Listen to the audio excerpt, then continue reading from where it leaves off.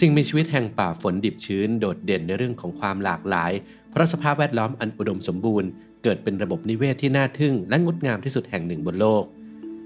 สัตว์แห่งป่าฝนดิบชื้นจำนวนมากยังไม่ถูกค้นพบเพราะความยากลำบากในการค้นหาเนื่องจากเป็นพื้นที่ของสัตว์นักล่าที่อันตรายและการที่สัตว์ในสถานที่น่าทึ่งแห่งนี้จะอยู่รอดได้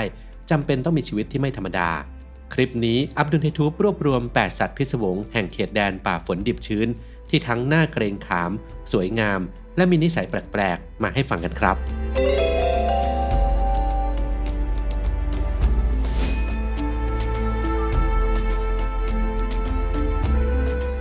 1. Black Panther เมลานินเป็นตัวกำหนดสีของสิ่งมีชีวิตหากมีอยู่ในระดับสูงก็จะส่งผลให้สีของสิ่งมีชีวิตนั้นๆเข้มขึ้นเช่นมีแมวอย่างน้อย11สายพันธุ์ที่มีขนสีดำนั่นก็เพราะพวกมันมีเมลานินเป็นองค์ประกอบของขนนั่นเอง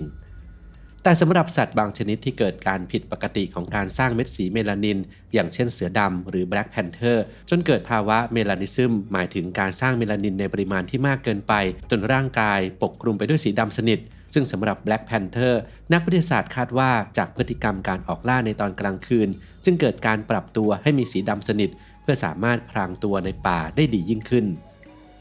Black Panther หรือเสือดำเป็นเสือที่พบได้ทั่วไปในป่าฝนเขตร้อนอย่างป่าฝนอินโดมาลายันและป่าฝนแห่งประเทศเคนยามีการสันนิษฐานว่าการที่เสือดาวลายจุดแบบปกติแปรผันทางพันธุกรรมไปเป็นเสือดาวสีดำสนิทที่น่าหลงไหลเกิดมาจากการปรับตัวเพื่อเพิ่มประสิทธิภาพของการซุ่มโจมตีเหยื่อได้แบบแยบยลมากกว่าเดิมลองจินตนาการถึงยามค่ำคืนที่มืดมิดของเขตแดนป่าฝนที่ถูกปกคลุมด้วยต้นไม้สูงกับแบล็คแพนเทอร์นักล่าตัวสีดำทะมึนกำลังซ่อนตัวอยู่เงียบๆเพื่อรอคอยสังหารเหยื่อนั่นทำให้พวกมันแทบไม่ต้องทนหิวโซ 2. Howler Monkeys Howler Monkeys คือหนึ่งในลิงที่มีขนาดตัวใหญ่ที่สุดในโลกและเป็นหนึ่งในสัตว์ที่ส่งเสียงร้องได้ดังกึกก้องที่สุดของโลกHowler Monkeys มีทั้งหมด15สายพันธุ์กระจายตัวอาศัยอยู่ในป่าฝนดิบชื้นตั้งแต่อเมริกากลางเรื่อยไปจนถึงอเมริกาใต้ซึ่งมีมากกว่า9สายพันธุ์อาศัยอยู่ในป่าฝนแอมะซอนโดยมี The Yucatan Black Howler เป็นสายพันธุ์ที่ตัวใหญ่ที่สุด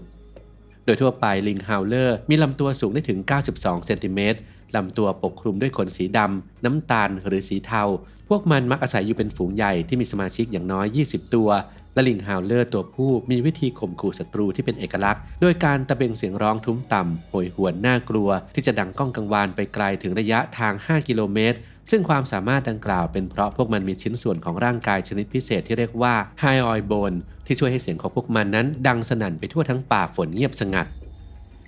การที่มีหางที่ทรงพลังและมีความยาวเป็นพิเศษมากกว่า5เท่าของลำตัวทำให้พวกมันเหมือนมี3แขนเนื่องจากหางของลิงฮาวเลอร์สามารถรับน้ำหนักตัวของพวกมันได้ทั้งหมดอีกทั้งยังช่วยหยิบจับผลไม้ดอกไม้ถั่วและกิ่งไม้อย่างคล่องแคล่วไม่ต่างอะไรกับมืออีกทั้งลิงฮาวเลอร์ยังสามารถตรวจสอบการสุกของผลไม้ได้อย่างแม่นยำจากความสามารถการดมกลิ่นที่ยอดเยี่ยม 3. โกลไลออนทามารีนมังกี้ลิงไลออนทามารีนสีทองเป็นลิงขนาดเล็กที่อาศัยอยู่ในภูมิภาคป่าฝนดิบชื้นแถบชายฝั่งมหาสมุทรแอตแลนติกของประเทศบราซิลมีลักษณะพิเศษคือลำตัวปกคลุมด้วยขนสีทองเงางามโดยเฉพาะส่วนหัวที่มีแผงคอขนาดใหญ่ทำให้ดูเหมือนสิงโตเจ้าป่าความสวยงามที่หาชมได้ยากของลิงไลออนทามารีนสีทองดึงดูดความสนใจของผู้ชื่นชอบสัตว์ป่าและนักอนุรักษ์ทั่วโลกทำให้พวกมันยังคงอยู่รอดท่ามกลางป่าฝนอันอุดมสมบูรณ์โดยไม่ถูกล่าข้อดีของลิงสีทองตัวจิ๋วที่ชอบอาศัยอยู่บนต้นไม้เป็นครอบครัวใหญ่คือสามารถเคลื่อนที่ได้อย่างว่องไวระหว่างต้นไม้แต่ละต้นเพื่อล่าเหยื่อที่ปราดเปรื่องอย่างแมลงงูและกิ้งก่าและพวกมันคอยดูแลขนสีทองที่สวยงามของลิงในกลุ่มให้มีสุขภาพดีอยู่เสมอที่สำคัญพวกมันมีเสียงร้องเล็กๆน่ารักที่ช่วยทำให้เกิดความใกล้ชิดกับภายในสมาชิกกลุ่มใหญ่อีกด้วยความสัมพันธ์ระหว่างพ่อแม่ลูกของลิงไลออนทามารีนมีความแน่นแฟ้นอบอุ่นโดยหลังจากตัวเมียคลอดลูกแม่ลิงจะคอยป้อนนมลูกลิงน้อยอย่างสม่ำเสมอพ่อลิงจะคอยแบกลูกลิงไว้บนหลังเพื่อให้ลูกลิงมีร่างกายแข็งแรงสมบูรณ์และปลอดภัยมากที่สุดในขณะที่ร่างกายยังโตไม่เต็มที่ 4. พยูนแอมะซอนเราสามารถพบสัตว์น้ำกินพืชชนิดหนึ่งที่กำลังลอยตัวกลมอย่างช้าๆหรือนอนหลับใต้ผิวน้ำอยู่บริเวณน้ำตื้นแห่งป่าฝนเขตแอมะซอน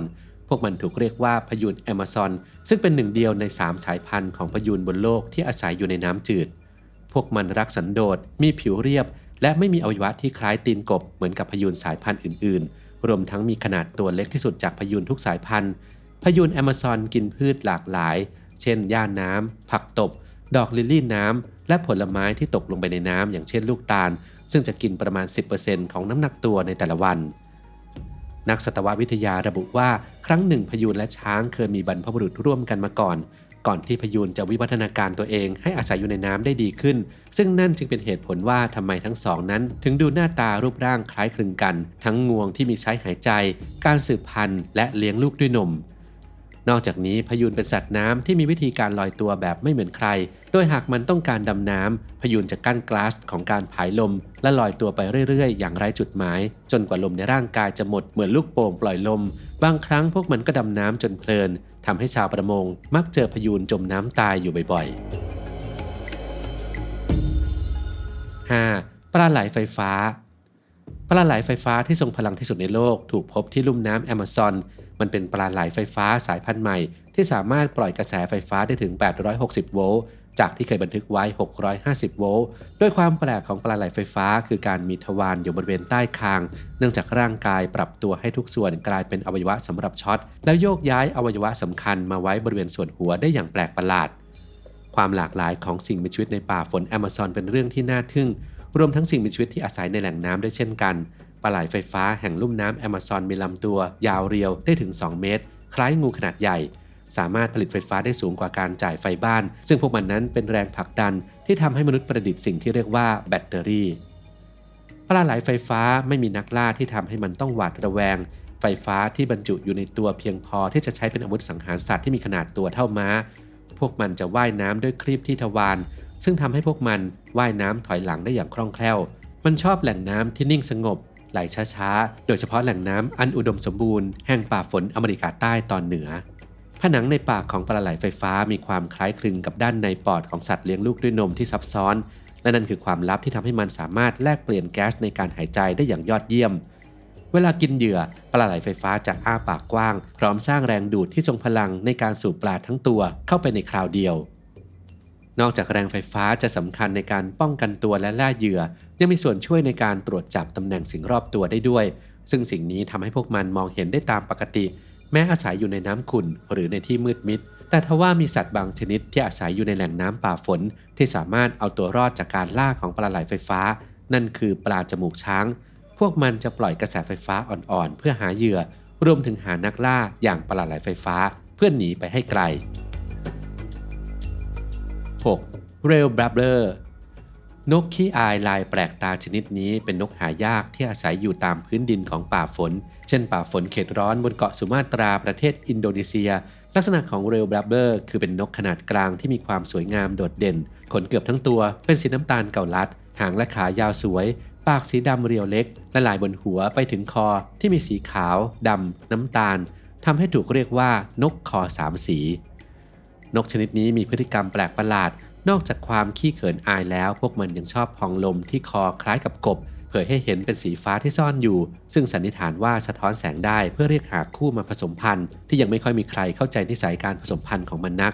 นอกจากนี้พวกมันยังชอบผงกหัวเหมือนไก่และชอบวิ่งไปมาบนผืนป่าเพื่อหาอาหารเช่นแมลงเต่าทองจักจั่นแมงมุมมากกว่าโบยบินไปบนท้องฟ้า